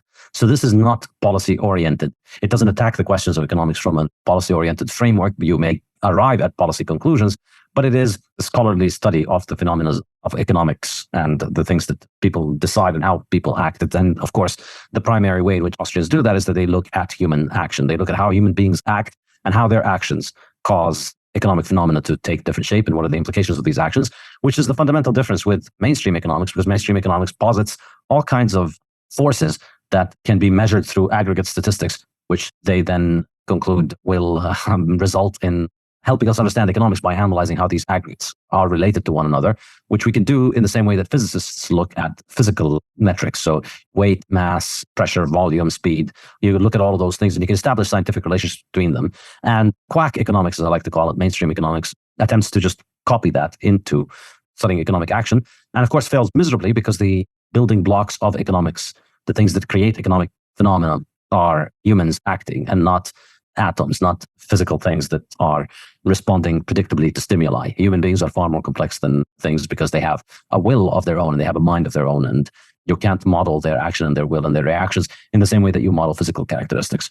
So with all of those things, the motivation was to use the Austrian method, thinking about it through human action, trying to start with a framework that is praxeological in the sense that somebody does X, acts, and then what happens when they act in that way? What happens when Robinson Crusoe decides that he's not going to spend all of his time today catching rabbits, instead he's going to spend some time building a spear? Well, now he develops a spear, now he has a capital good.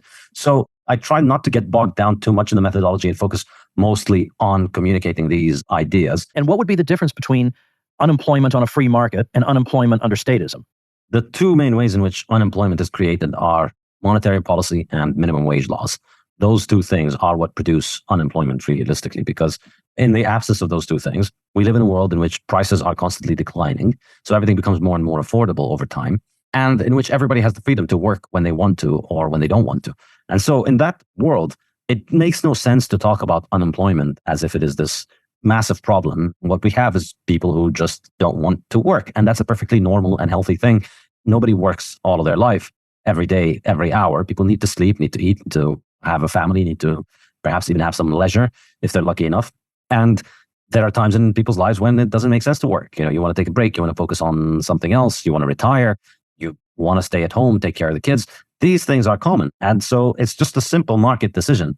And, you know, choosing to sell your labor is no different than choosing to buy apples or sell apples. It's just another economic good. And so on a free market, maybe these are the prices that are being offered for me to work at this point. This is the skill set that I have. This is what people want to pay for me.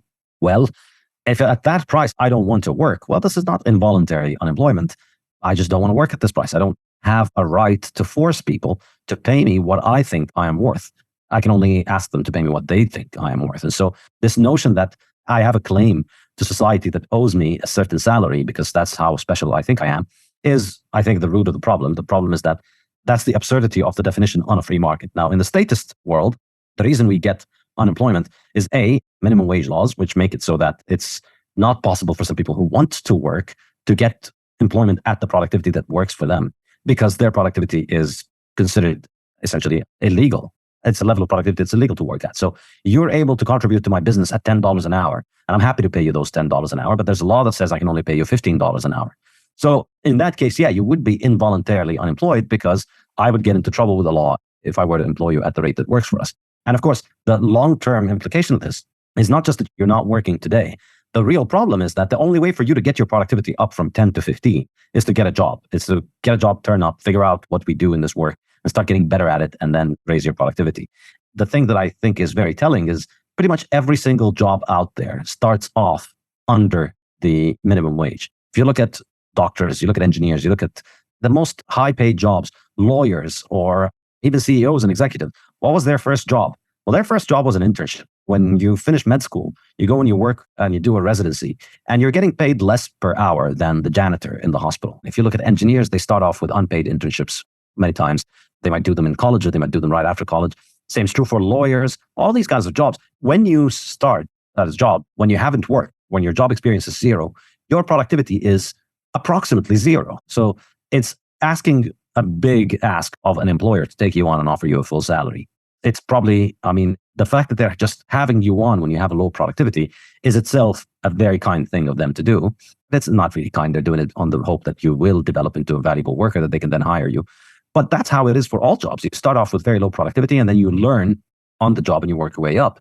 And what minimum wage laws do is they make that illegal for low-skilled jobs. So nobody's out there saying, hey, you know what, doctors and lawyers and engineers, you should not be allowed to do unpaid internship. Well, now they are actually. Crazy people are still trying to get that canceled now because these are the times we live in. But generally, most people, when they talk about exploitation of workers, they think of low-wage workers. And so effectively, they're just banning these people from acquiring the skills.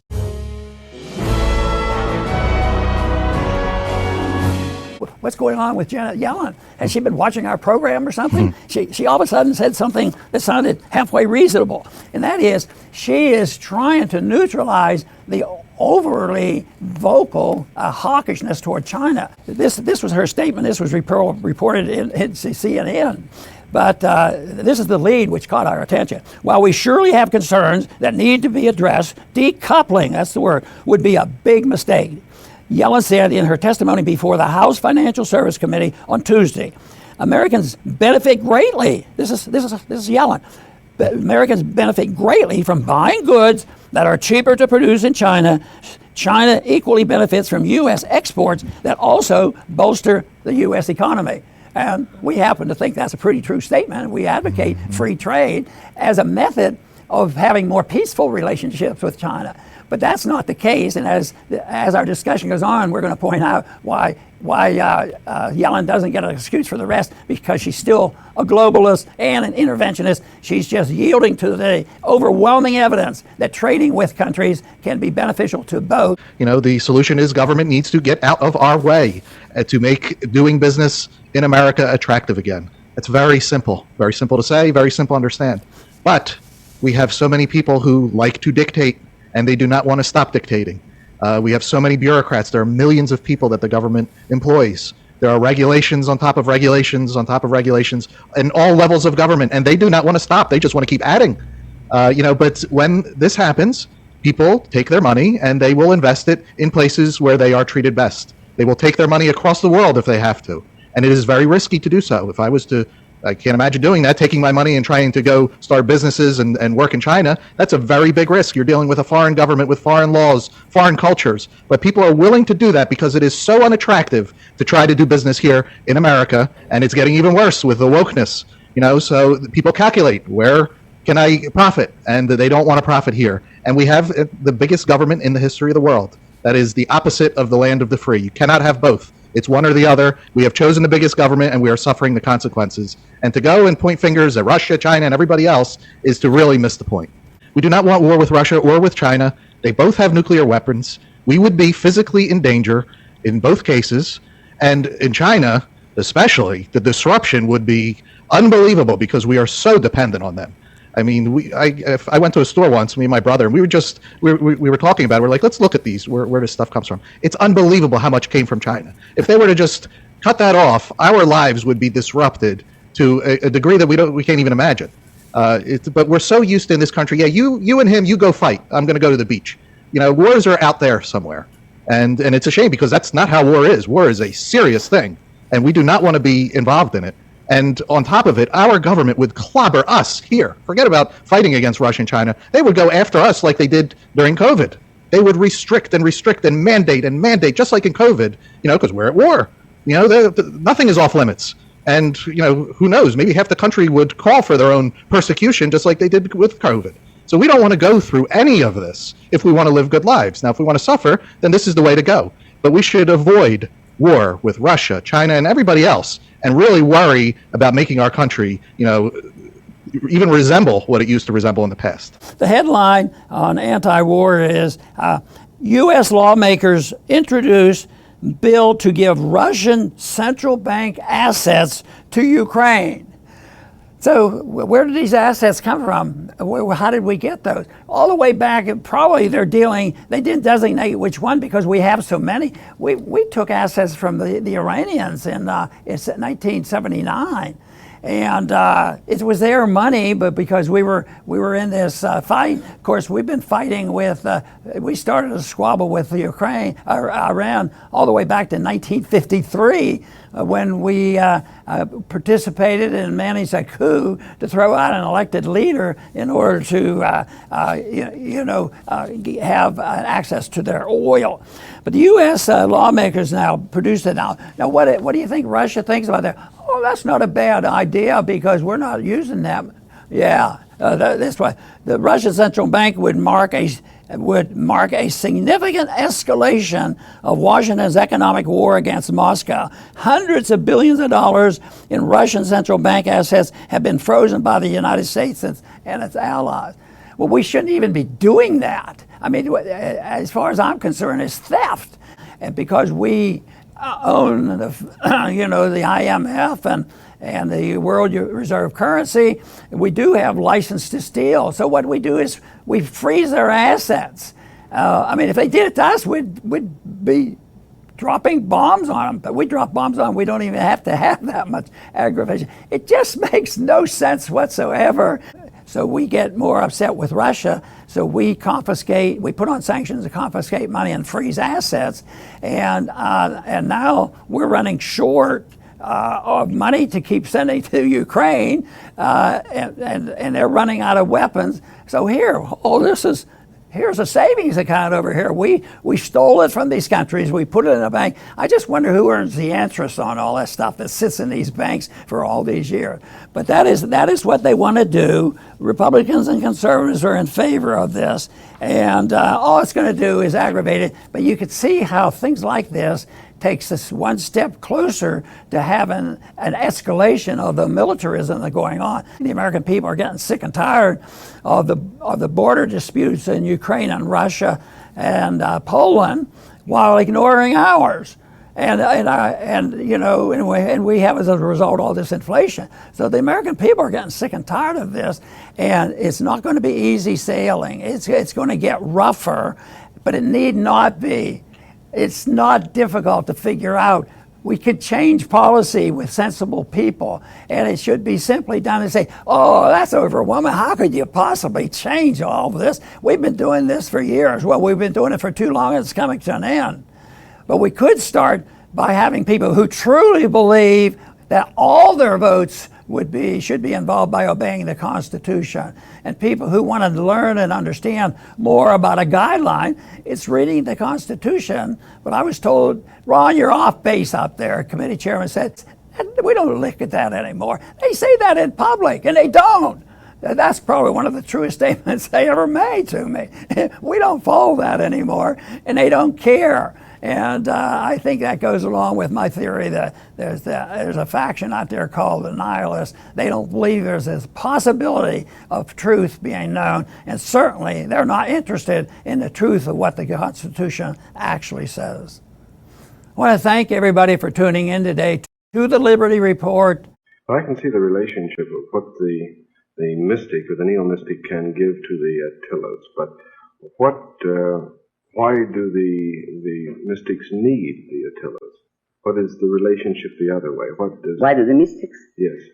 Because the mystics' first and motivating force is dread of physical reality, since it is a man who holds his emotions above reality, who in any conflict between his feelings and the facts of reality will select his feelings and will abandon reality or deny it. He cannot deal with reality at all. And his mysticism is a form of escape from the necessity to deal with reality or with facts. Therefore, he needs Attila as a protector.